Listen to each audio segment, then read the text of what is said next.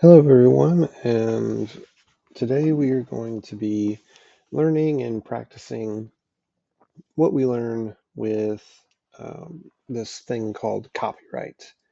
Now, this might be something that you are familiar with, but it might also be something that you don't really know the ins and outs of. And so, our goal today is to get some base understanding of what copyright is and then what that means for how you utilize and present, share, make use of any of the resources that are out there on the internet, in the library, books, any type of media. Let's get started. So, the thing I'd like for us to start with today is just share with a neighbor next to you what is copyright and does it affect me? Right? So, it's a two-part question. What is copyright and does it affect me? So now that you've discussed with a table next to you, here is a definition from copyright.gov. Copyright is a form of protection grounded in the U.S. Constitution and granted by law for original works of authorship fixed in a tangible medium of expression. It covers both published and unpublished works. So whenever we think about this definition, anything that is a tangible medium of expression. So essentially, anything that is created that is a form of expression, art, stories, songs, all of that is going to fall under this type of protection. Whether or not somebody goes out and seeks copyright protection, they're going to have some form of copyright protection based on this definition. So whenever we think about like how did we get here, a little bit of background: the U.S. Constitution actually references copyright, and so from the get-go, 1787, very soon after the United States becomes a country, this is a big deal to people. And the reason that the founding fathers worked this into the Constitution is not to protect the money of people creating stuff, but instead it's bigger than that. It's to um, encourage people to create and to spread their information with the confidence that they will have legal protection of what is theirs whenever it's out there and shared with the world, right? Because whenever it's out there, anybody can say it's theirs. But with this, you have that protection to say, wait a second, I can prove that it's mine. There are several different iterations of copyright law that has been passed by the US Congress since then. You can see here Copyright Act of 1790 mainly dealt with books, maps, and charts and the rights to those mediums.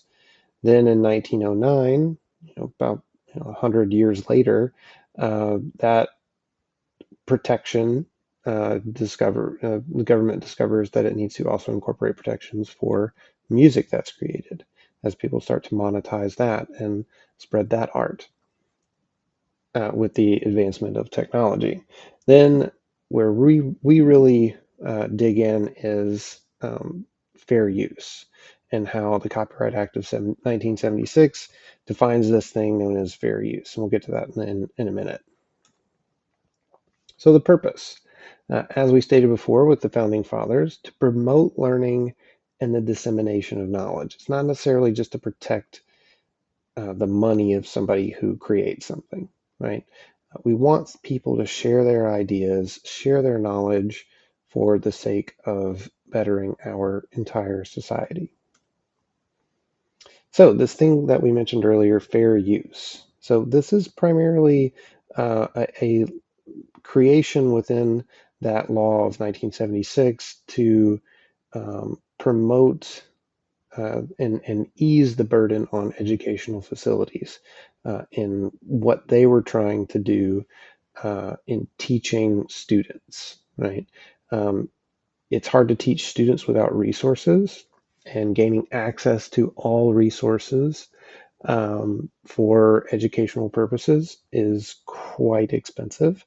And so this idea of what is fair to use in kind of this specific educational setting. And there are four parts, four things to consider to see if like what actually qualifies for fair use in educational settings.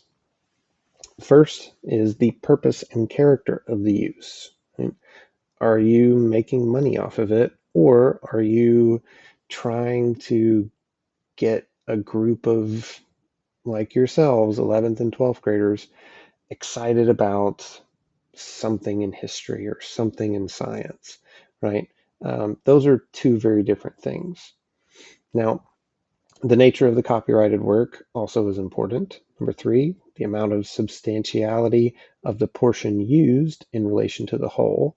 So how much of it do you actually use? And number four, effect of the use on the potential market. That's a big one, right?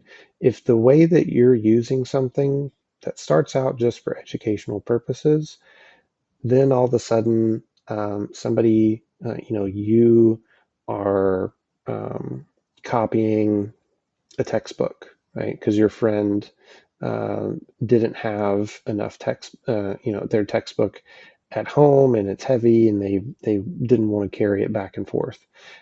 You just photocopying a whole textbook can actually violate copyright law because that means that that's one more textbook that wasn't bought to be used for that school.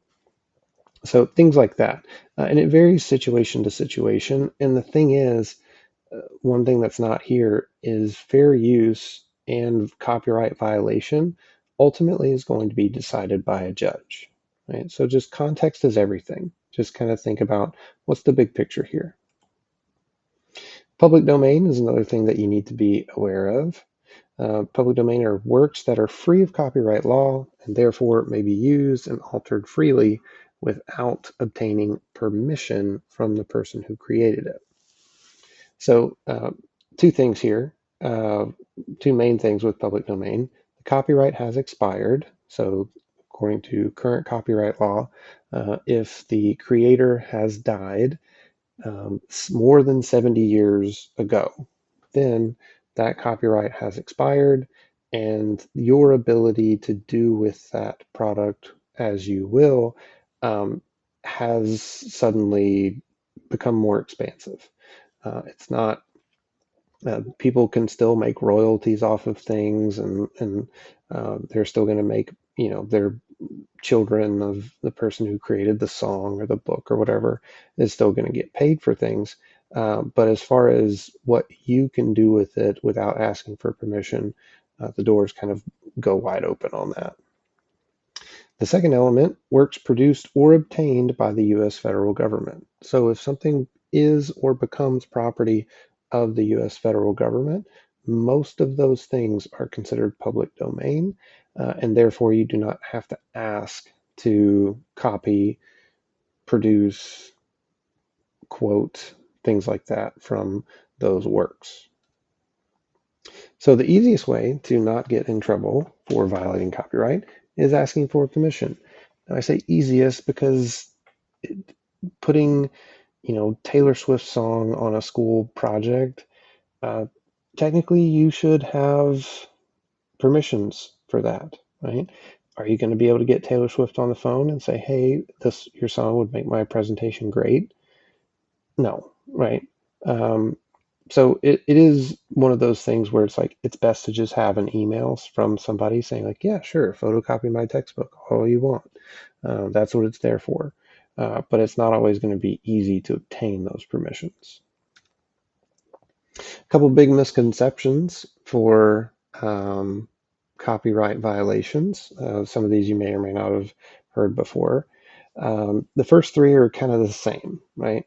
But if I just use less than 10% of a song, or if I just copy one book from one chapter from a book, or if I only play 15 seconds of a song at this party that I'm throwing or this community event, and the DJ mixes it up every 15 seconds and never actually, goes over that, then I'm not going to violate copyright. Uh, that is, those are not true. Those things are not actually spelled out anywhere in copyright law. Um, and so this is again where it comes down to the judge's discretion, who would be deciding on a case, if you did, say, get sued for violating copyright. The last thing here, unpublished works are not protected. This is wrong, you might remember from earlier. And unpublished works are often more protected than published works because people, again, that the main reason that copyright exists is because we want to encourage people to create. So if the creative process has to be hurried along because somebody is worried that their work is going to be leaked out or stolen, and they don't have any rights to it until they get it published, then that's not a very creative, conducive environment for creativity. So, for you as students, um, the best thing and easiest thing that you can do for images you use and things like that is always to cite them, right? Give people credit for where credit is due.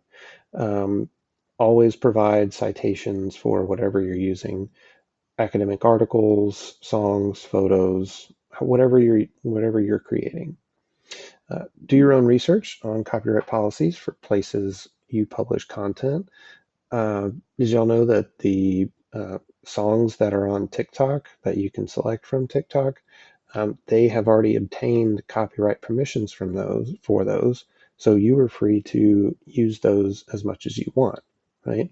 Uploading your own songs that are not might even get blocked by TikTok because their copyright policies are like, this isn't from us. And then we could get into legal trouble because they're just uploading whatever music they want and we don't have the permission. So always check copyright policies. Think about how you're using things will impact the person who created it. If you just create something for a school project, 20 people are going to see it, maybe a few more.